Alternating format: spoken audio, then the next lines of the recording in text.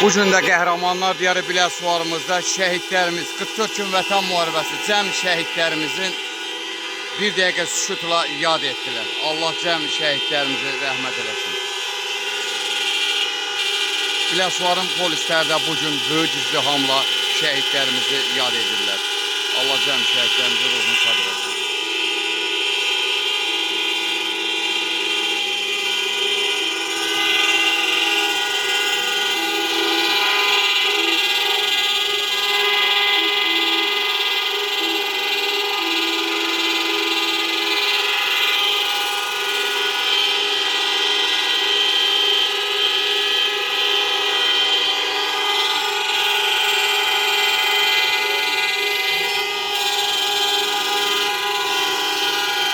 Böyük izdihamla Biləsuvarda da qəhrəman şəhidlərimizin bir-iki fərqi yoxdur. Bütün şəhidlərimizin adına bir dəqiqə sükutla yad edildi.